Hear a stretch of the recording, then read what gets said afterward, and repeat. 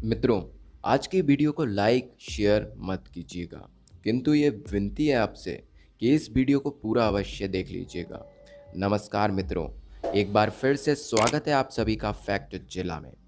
मित्रों, आज हम बात करेंगे गुरुकुल शिक्षा पद्धति के बारे में और कॉन्वेंट या मैकाले शिक्षा पद्धति की। कैसे गुरुकुल शिक्षा पद्धति को खत्म किया गया और हमें कैसे मानसिक रूप से गुलाम बनाने के लिए थोपी गई अंग्रेजों की शिक्षा पद्धति। वीडियो स्टार्ट करने से पहले आप सबसे ये विनती है, अगर आपने चैनल को अभी तक सब्सक्राइब नहीं किया है तो प्लीज़ इसे सब्सक्राइब ज़रूर कर लें और साथ में बेल आइकन को ऑल पर सेलेक्ट करना ना भूलें। मित्रों, एक एक्ट बनाया गया, इंडियन एजुकेशन एक्ट। आज हमारी शिक्षा व्यवस्था इसी कानून पर आधारित है। ये मैकाले नाम के अंग्रेज ने बनाई थी हमें गुलाम बनाने के लिए और हमारी महान सभ्यता और संस्कृति को नष्ट करने के लिए।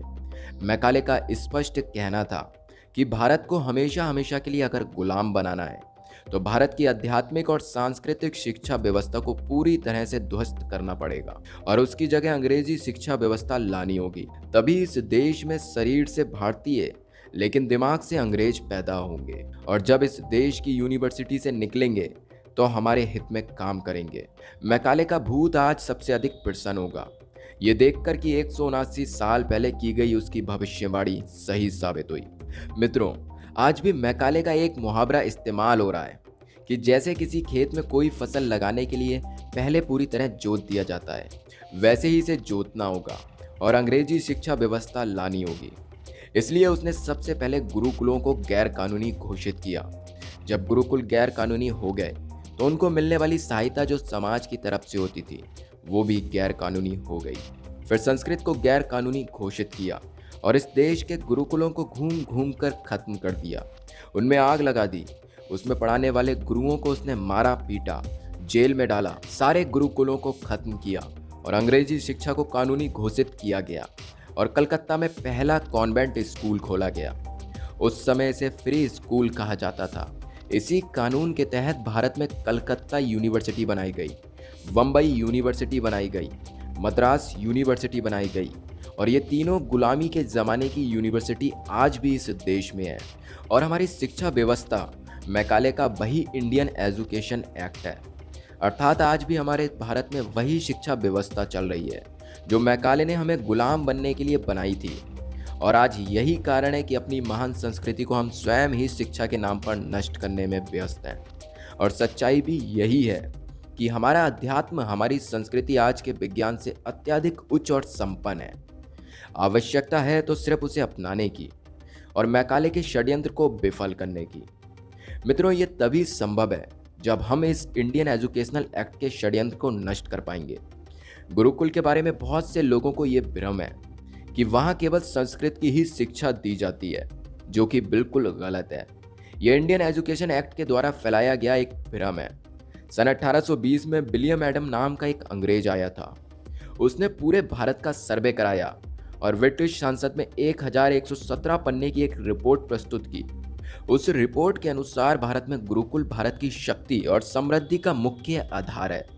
भारत में विज्ञान की 20 से अधिक शाखाएं रही हैं जो कि बहुत ही पुष्पित पल्लवित रही हैं, जिसमें प्रमुख खगोल शास्त्र, नक्षत्र शास्त्र, बर्फ बनाने का विज्ञान, धातु शास्त्र, रसायन शास्त्र, स्थापत्य शास्त्र, वनस्पति विज्ञान, नौका शास्त्र, यंत्र विज्ञान, एस्ट्रोफिजिक्स, चिकित्सा विज्ञान आदि। इसके अतिरिक्त 20 अन्य विषयों की भी शिक्षा समृद्ध रूप से गुरुकुलों में दी जाती है। संस्कृत भाषा मुख्यतः माध्यम के रूप में उपनिषद एवं वेद छात्रों में उच्च चरित्र एवं संस्कार निर्माण हेतु पढ़ाए जाते हैं। मित्रों, विलियम एडम के 1117 पन्ने की रिपोर्ट में भारत के विश्व विख्यात उच्च विज्ञान तकनीक को प्रमाणित करने वाले पर्याप्त उदाहरण उपलब्ध हैं। यह सभी का वर्णन करना संभव नहीं है। थॉमस मुन्रो सन 1813 के आसपास मद्रास प्रांत के राज्यपाल थे। उन्होंने अपने कार्य विवरण में लिखा है, मद्रास प्रांत यानी कि आज का पूर्ण आंध्र प्रदेश, पूर्ण तमिलनाडु, पूर्ण केरल एवं कर्नाटक का कुछ भाग, इसमें 400 लोगों पर न्यूनतम एक गुरुकुल है।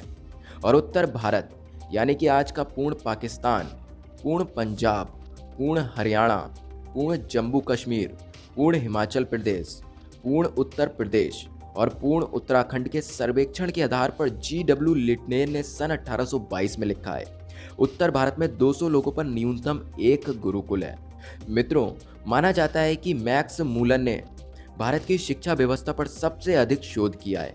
वे लिखते हैं कि भारत के बंगाल प्रांत यानी आज का पूर्ण बिहार, आधा उड़ीसा, पूर्ण पश्चिम बंगाल, आसाम एवं उसके ऊपर के 7 प्रदेश में 80,000 से अधिक गुरुकुल हैं, जो कि कई सहस्त्र वर्षों से बिना रुकावट के चल रहे हैं।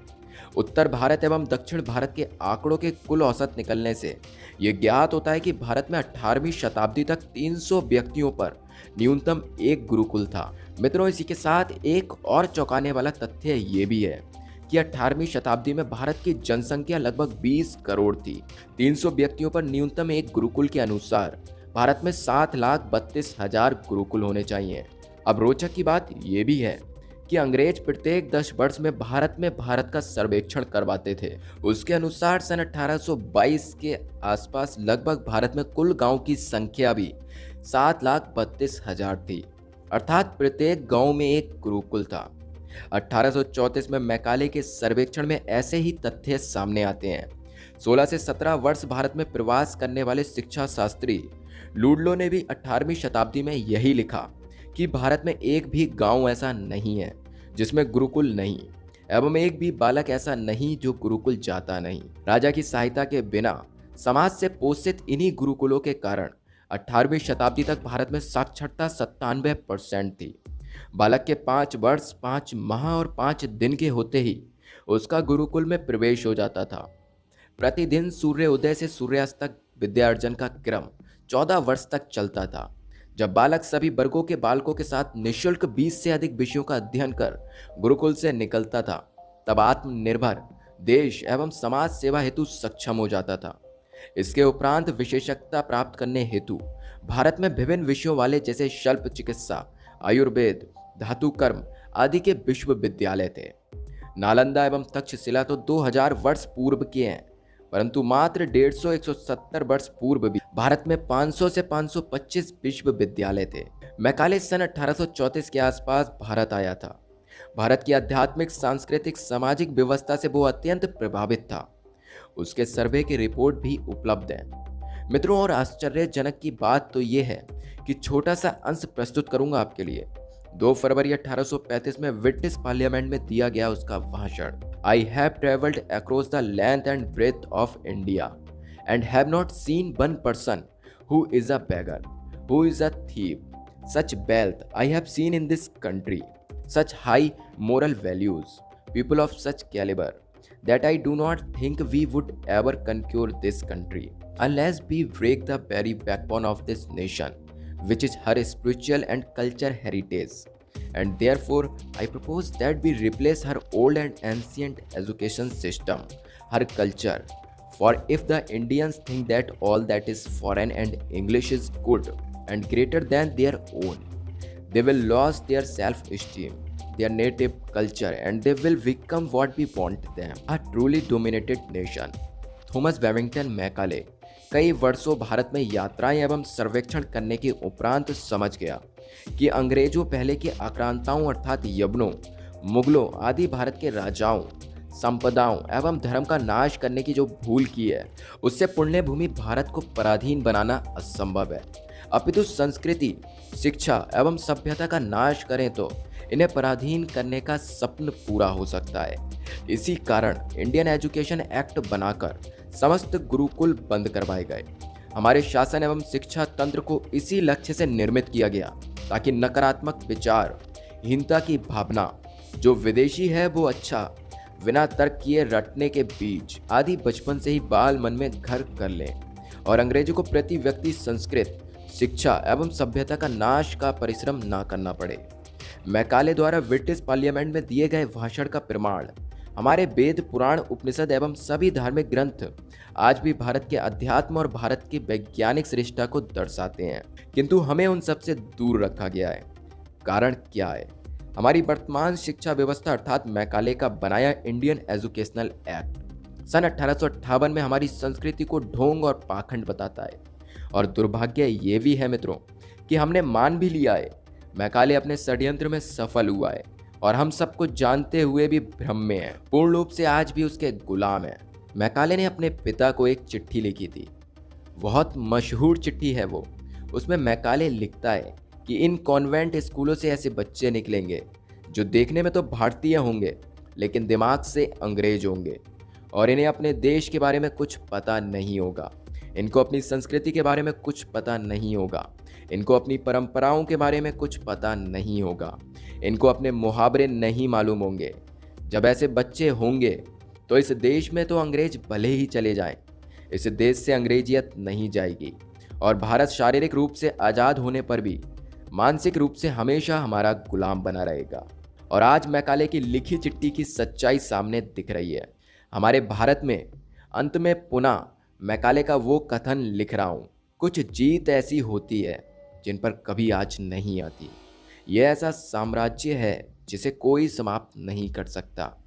यह विनाशी साम्राज्य अंग्रेजी भाषा, कला और कानून का है। हमें अंग्रेजी साम्राज्य के विस्तार के लिए एक ऐसा वर्ग बनाना है जो अपनी जड़ों से घृणा करे। वे लोग रंग व रक्त से हिंदुस्तानी होंगे किंतु आचार व्यवहार में अंग्रेज होंगे। यही सच हमारे सामने है। हम पूरी तरह से काले अंग्रेज बनते जा रहे हैं। 15 अगस्त 1947 से पहले हम गुलामी का विरोध करते थे, लेकिन आज हम गुलामी का सम्मान करते हैं। मित्रों, प्रश्न केवल इतना है कि ये गुलामी कब तक रहेगी? कब तक हम अपनी महान संस्कृति और सभ्यता का अपमान करते रहेंगे?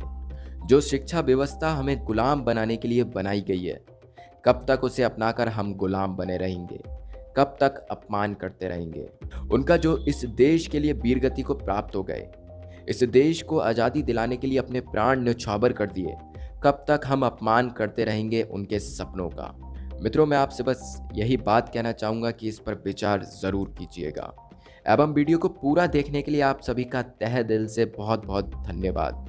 यदि आपको वीडियो अच्छी लगी हो तो लाइक भी कर दीजिएगा, जिससे हमें ऐसी ही और वीडियो बनाने में प्रोत्साहन मिले, और ज़्यादा से ज़्यादा शेयर कीजिएगा जिससे और लोगों तक भी ये जानकारी पहुंच पाए।